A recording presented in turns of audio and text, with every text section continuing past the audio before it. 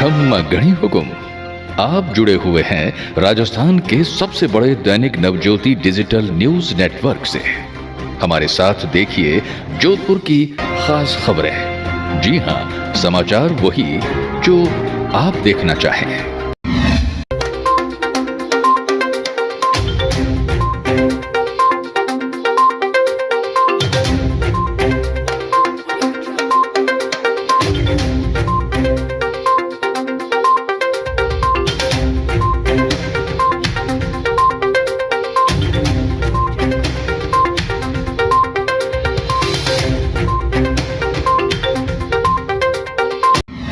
Police हिरासत से भागने के बाद चूरू जिले में एनकाउंटर में आनंदपाल सिंह की मृत्यु के विरोध में पैतृक गांव सांवराद में 3 साल पूर्व दंगे भड़कने के मामले में सीबीआई द्वारा जांच पूरी करने के साथ ही आनंदपाल की पुत्री व वकील के अलावा राजपूत समाज के 22 नेताओं के खिलाफ जो दंगे भड़काने सहित अन्य मामलों में दोषी मानकर चार्जशीट पेश की गई, उस मामले में नाम हटाने को लेकर मारवाड़ राजपूत सभा के अध्यक्ष हनुमान सिंह खांगटा के नेतृत्व में राजपूत नेताओं ने राज्यपाल के नाम एडीएम एमएल नेहरा को ज्ञापन सौंपा। वही ज्ञापन सौंपने के बाद राजपूत नेताओं द्वारा आज के इस दिन को धिक्कार, धोखा और काला दिवस के रूप में मनाते हुए कलेक्ट्रेट के बाहर प्रदर्शन किया और तत्कालीन भाजपा सरकार के बीच जो समझौता हुआ था, जिस पर भाजपा के नेताओं व जो पुलिस के अधिकारियों के साइन किए गए थे, उस समझौते लेटर को फाड़कर विरोध जताया गया कि आनंदपाल का जो फर्जी एनकाउंटर उसकी सीबीआई से जांच कराई जाए।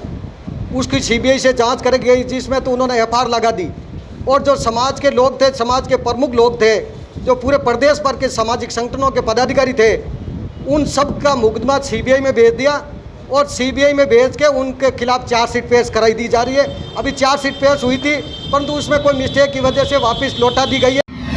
नगर निगम द्वारा मौलाना अब्दुल कलाम विद्यालय के सामने मुख्य रोड पर सिविल लाइन के ढक्कन का माप सही नहीं होने के कारण बड़ी साइज के ढक्कन को वहीं छोड़ देसी जुगाड़ के तहत बांस की डंडी लगा उस पर गत्ता लगाकर छोड़ दिया गया था, जिसे आज दिन तक बदला नहीं गया था, जिसके चलते ढक्कन से टकराकर किसी की दुर्घटना होने की प्रबल संभावनाएं उत्पन्न हो गई थी। जिसके बाद नवज्योति डिजिटल न्यूज द्वारा उक्त प्रकरण को ध्यान में लाने के बाद निगम को अपनी गलती का एहसास हुआ, जिसके बाद कर्मचारियों ने कार्रवाई करते हुए तत्काल प्रभाव से मुख्य रोड से अवरोध को हटाकर समस्या का समाधान किया गया। अन्यथा मुख्य रोड होने के कारण अक्सर ओवरटेक के चक्कर में गाड़ियां इस अस्थायी जुगाड़ के सामने आकर रुकती है और दुर्घटना होने से बाल बाल बच जाती है। गौरतलब है कि निगम का कार्यालय महज 15 कदम की दूरी पर है, उसके बावजूद कर्मचारियों द्वारा उक्त समस्या का समाधान नहीं किया जा रहा है, जिससे आम राहगीर प्रतिदिन परेशान हो रहे थे। सरदार मार्केट घंटाघर में कोरोना टेस्ट के लिए एमडीएम की टीम सुबह पहुंची। जांच टीम ने यहां के दुकानदारों व उनके यहां काम करने वाले कर्मचारियों का कोरोना टेस्ट शुरू किया। टेस्ट करवाने के लिए यहां दुकानदारों की लंबी लाइन लग गई। एमडीएम की टीम ने एक एक कर सबके सैंपल लिए और आवश्यक हिदायतें दी। एक और जहां कोरोना के कहर के बीच लोग खुद को संभाल रहे हैं, वहीं दूसरी ओर सरकार की ओर से जो जरूरतमंद है उनके लिए विशेष राहत पैकेज की भी घोषणा की गई ही, तो वही कुछ ऐसे निर्दयी लोग हैं जो अपने पालतू कुत्ते और बिल्ली को किसी ना किसी खतरे की संभावना के चलते अपने घरों से बाहर निकाल रहे हैं। ऐसे में जोधपुर के एफओस इलाके में रहने वाली युवती अपर्णा बिस्सा दरियादिली दिखाते हुए उन्मुक्त जानवरों को अपने परिवार का हिस्सा बनाकर जिंदगी बचाने का काम कर रही है, बल्कि स्पष्ट कहती है कि वैज्ञानिक तथ्यों के आधार पर किसी भी जानवर से कोरोना नहीं फैलता है। अर्पणा बिस्सा ने 3 कुत्ते और 3 बिल्लियों को शरण दी हुई है, लेकिन जिस तरीके से उनको परिवार का हिस्सा बनाया है, उनको समय पर भोजन और दूध देने के साथ जिस तरह अपने परिवार का सदस्य रहते हैं, वैसे ही मस्ती भी करती है और उनको एहसास भी नहीं होने देती है कि वह स्ट्रीट डॉग है। चुका है। जानवर मेरे साथ हमेशा से रहते हैं। आज मुझे 15-20 साल हो गए हैं। मैं सिर्फ रेस्क्यू करती हूँ जानवर और उन्हें अपने घर में रखती हूँ। वो मेरे फैमिली मेम्बर्स हैं, मेरे पास रहते हैं और वो मुझे सिर्फ प्यार देते हैं। उनसे कोई बीमारी नहीं फैलती। सारे रेस्क्यूड हैं। एक बहुत बूढ़ा डॉग है जो अंधा है, जो चल नहीं सकता है, वो 16 साल का है। एक स्ट्रीट डॉग है जिसे किसी ने फर्स्ट फ्लोर से फेंक दिया था। उसकी हिप बोन डिसलोकेट हो गई थी, अभी वो एकदम फिट है। उसके अलावा मेरे पास 3 कैट्स हैं, एक बिल्ली है, 2 बिल्ले हैं। रिसेंटली मैंने एक बिल्ली को रेस्क्यू किया है जिसे किसी ने कोरोना के चक्कर में बाहर फेंक दिया था अपने घर से, उसे अबैंडन कर दिया था। वो एक ब्लैक कलर का बिल्ला है, बहुत छोटा है, बहुत लविंग है और उससे मुझे कोई बीमारी नहीं फैली है। जब हमने डॉग्स को पाला है तो अपना फैमिली मेम्बर बनाया है। श्री पुष्टिकर श्री पुरोहित सूरजराज रूपादेवी स्मृति महिला महाविद्यालय में माध्यमिक शिक्षा बोर्ड राजस्थान की 12वीं कक्षा की विज्ञान, वाणिज्य व कला वर्ग के परीक्षा परिणाम में 70% से अधिक अंक अर्जित करने वाली विभिन्न स्कूलों की 200 से अधिक छात्राओं को मेडल तथा प्रशस्ति पत्र देकर सम्मानित किया गया है। इस साल जो 12th में आपकी मोर देन 70% जो स्टूडेंट मार्क्स लेके आए हैं, उनका प्रतिभा सम्मान समारोह आयोजित किया गया है। इसमें लगभग ये मोर देन 200 स्टूडेंट्स हम ऑलरेडी आपका सम्मानित कर चुके हैं, जो जोधपुर की विभिन्न बहुत बड़ी जो स्कूल्स हैं उनमें इनका सम्मान समारोह रखा गया।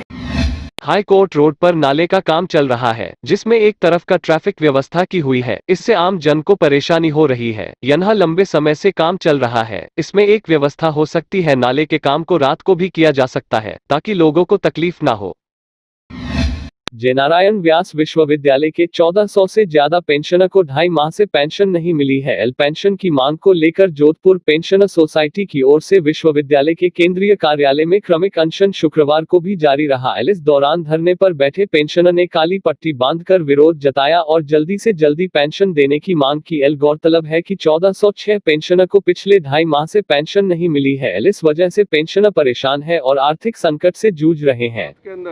इस तरह से पेंशन बंद करना अपने आप में बहुत ही निर्दयी कार्यवाही की गई उनके द्वारा। उनको सोचना चाहिए कि इस उम्र के अंदर पेंशन कितनी महत्व रखती है और इस महामारी के अंदर इंसान कौन कहाँ जाएगा ये सोच नहीं रहे, और वो देखते हैं कि हमें जो निर्बल है कर क्या सकते हैं। परंतु प्रजातांत्रिक तरीके के अंदर गांधी जी ने जो भी शक्ति दी थी, इसमें बहुत बड़ी शक्ति है। जब तक पेंशन नहीं मिलेगी ये धरना जारी रहेगा और इसके माध्यम से प्रशासन को, सरकार के माध्यम से मैं आप सबको निवेदन ये करना चाहता हूँ कि हमको शीघ्र से शीघ्र पेंशन दिलाएं। जोधपुर होते हुए टिड्डी दल गुरुवार रात बोयल पहुंच गया। यहां खेतों में फसलों और पेड़ों पर बहुत तादाद में टिड्डी बैठे दिखाई दिए। सुबह से दमकलों और अन्य साधनों से टिड्डी नाशक स्प्रे कर टिड्डी नियंत्रण का प्रयास किया जा रहा है। फुटपाथ पर दिन भर तेज गर्मी में छोटा मोटा सामान बेचकर 2 वक्त की रोटी का जुगाड़ किया जा रहा है। लॉकडाउन के बाद अब सड़कों पर बाजार लगाकर अपने परिवार का गुजरा कर रहे लोगों को सरकार से मदद की गुजारिश है। अब लॉकडाउन धीरे खत्म हो गया तो अपना रोड पर बैठे हैं, दिन भर बैठते हैं धूप में, 200, 250, 150 हो जाता है। मजदूरी खाने पर पेट चल रहा है और क्या। दैनिक नव ज्योति के YouTube चैनल को सब्सक्राइब करें और ताज़ा अपडेट के लिए बेल आइकॉन दबाएं। ये थे आज के मुख्य समाचार। अब नवज्योति डिजिटल एडिशन देखिए हर रोज शाम 4 बजे और रात 8 बजे। विस्तार से जानने के लिए पढ़ते रहिए दैनिक नवज्योति।